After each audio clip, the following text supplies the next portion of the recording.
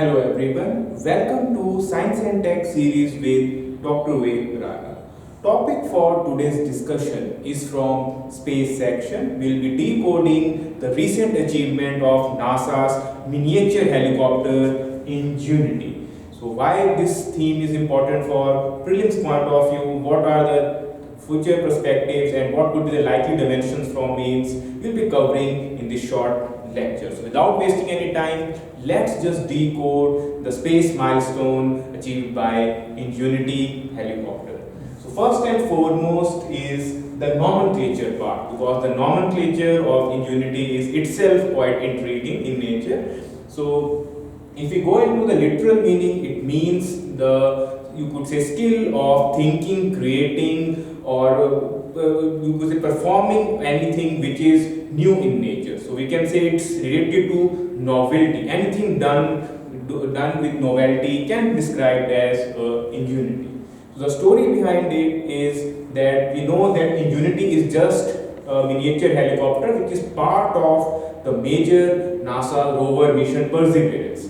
So when the name for the rover were invited, there was a teenager, you can say her name is Rupani. She was a high school teenager. She had sent the name of Ingenuity as part of that mission. So NASA team, even though named the rover as Perseverance, but they accepted this novel theme and the helicopter was named based on that recommendation of that girl. So this is where the name comes from.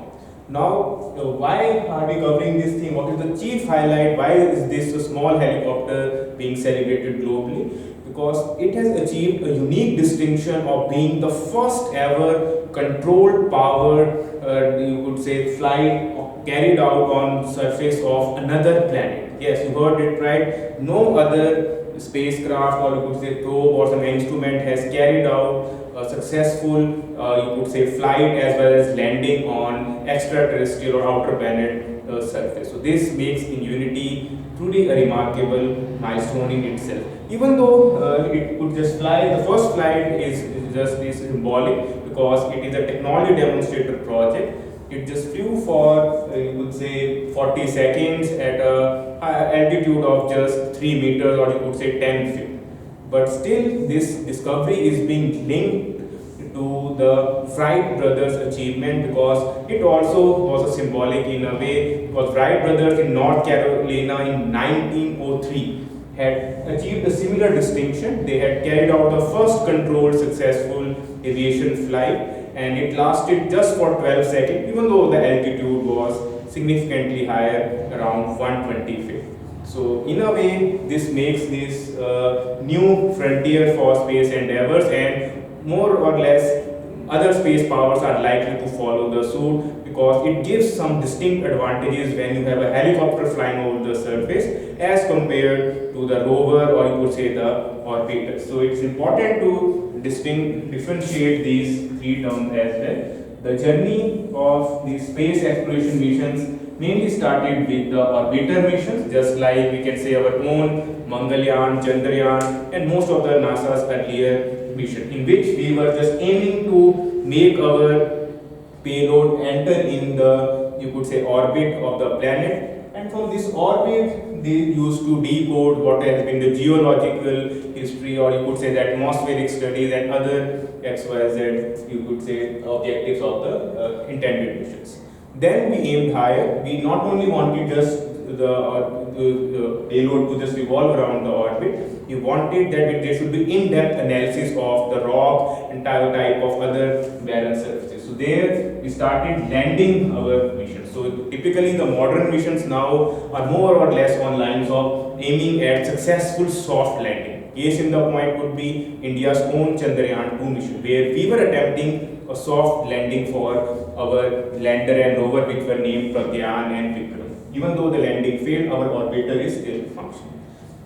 Now, going further, after lander, we want to explore the surface, so we have wheeled version of miniature robots, which are specifically designed to do on-site chemical analysis of rock and give further insights about the natural resources present. So this is what the rover comes into the picture. So we have Curiosity rover of Mars, and more recent the Perseverance, which we are currently decoding. Now Ingenuity is a step further. It is a small miniature helicopter, and it is based powered by solar panels, so it is easy to maintain, and they are aiming for at least 4 to 5 successful flights. The first one has been successful. So because these lander and rovers come with a limitation, they might not be able to explore some inaccessible areas. Whereas in case of a flying object, it is possible to move around and get some new novel inventions. As the name says, it is trying to aim for something which has not been decoded yet. That what makes this mission quite an interesting one. So the challenge they faced in this mission was because even though the gravitational pull of Mars is less than that of Earth due to less density, but the atmosphere is almost 1%. We could say if we compare to the dense level. So it makes the challenge of lifting to achieve that aerodynamic pressure, it becomes logistically a difficult challenge. So this makes it quite a difficult task to achieve, and NASA has achieved that milestone once again with much fanfare. If we look at the overall significance of the mission, we can say it gives new insight to other space endeavors. Yes, it can be equated with the Wright brother movement. We will see it is just a stepping stone, and more success are likely to follow in coming times. Secondly, we can also say that this prototype could be a base model which could serve in future. You could say a robotic scout which can just fly over such rough terrains and give more detailed insights about what has been the, you could say, celestial history of that particular celestial body. And also we can apply the similar model on some upcoming missions which are in pipeline, right from the Venus one to the Saturn, or you could say even the outer solar system, because these tools, or you could say the prototypes, could be a significant game changer in giving some new insights which are currently not known. So let's hope for the best and see if this model can be emulated by other space powers as well, or NASA could better its own record in upcoming missions.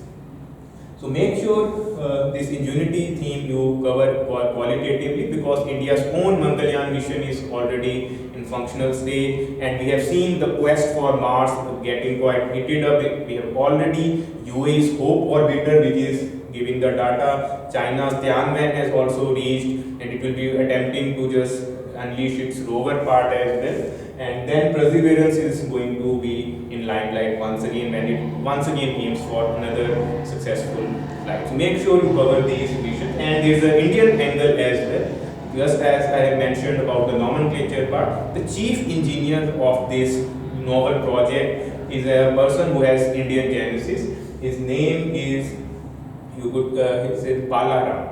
So he is an IIT graduate, and Mr. Balaram then joined NASA and achieved this milestone. So we can feel proud that Indian scientists are once again gaining the global attention for all the right reasons. So another proud moment for India in indirect. So in case you have any other specific query related to this Ingenuity or Perseverance or any other space endeavor, you can ask them in comment section. We will try to answer the genuine queries. So I hope you got a quick update about what Ingenuity is all about, what this pale milestone means for space fraternity and other science and tech, and also from an examination point of view, there could be themes that what exactly Ingenuity is, what is Perseverance mission, why Mars is to be explored, what are the scientists involved, and what would be the future of Mars exploration. So thank you very much. I hope this session was useful in some way. Have a nice day.